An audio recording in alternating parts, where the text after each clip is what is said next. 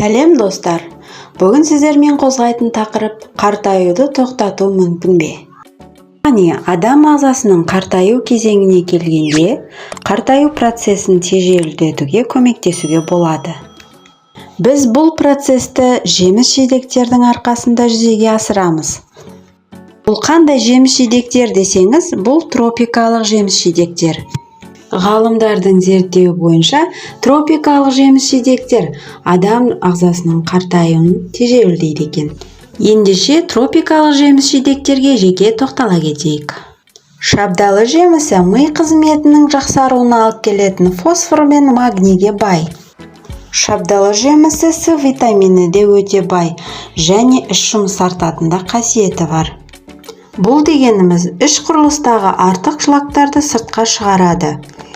Яғни қалдық заттардың денеде қалып қалмауын қадағалап, сыртқа шлактарды шығарып отырғаннан кейін адам ағзасы қалдықтарсыз жақсы дамиды. Қалдық заттар денеден шыққан соң қартаю процесі тежеледі.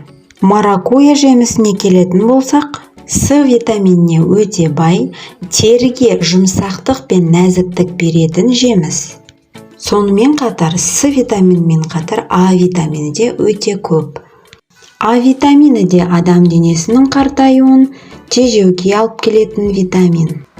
Папайя жемісі адам ағзасының қалыптасуын дұрыстайды және асқазан ішек жолдарын қыжылды болдырмауға көмектеседі. Сонымен қатар ақуыз гидролизін реттеп отыратын папаин ферментіне бай. Авокадо жемісінің жұмсақ тіндері жүректі сау қалпында, ал теріні жас қалпында сақтап қалатын сіңімді заттарға бай. Авокадода қышқыл құрамдас тобына жататын лютеинді пигмент күн сәулесінен түсетін пигментті кетіруге, адам ағзасының қартаюына алып келетін нәжімдермен күреседі. Банан жемісін алатын болсақ, бананның құрамында да С витамині көп және калий болады. Яғни адам ағзасының жасаруына алып келетін витаминдер.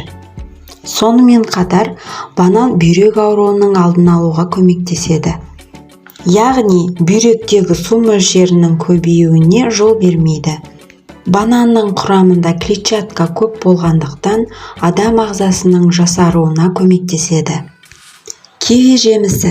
Апельсин жемісіне қарағанда кивиде С витамині өте көп болады және Е витаминіне өте бай. Киви жемісі адам ағзасына серпімділік пен нәзіктікті беріп отырады. Яғни тері тіндерінің нәзіктігін көбейтеді. Адам ағзасының жасаруына әкелетін тағы бір жемістің түрі бұл қарбыз. Қарбыз адам денесіндегі су мөлшерінің көбейіп кетуден сақтап, оны қалыпты жағдайға келтіріп отырады.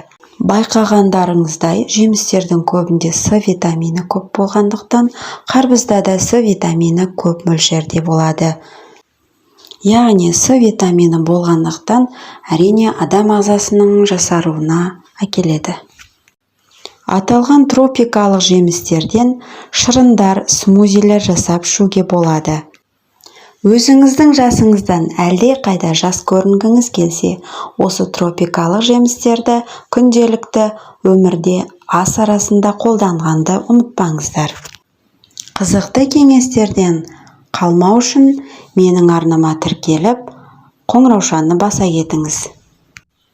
Келесі шығарылымдар тек сіздер үшін, сіздермен бірге болған, плюс бәріне керек арнасы.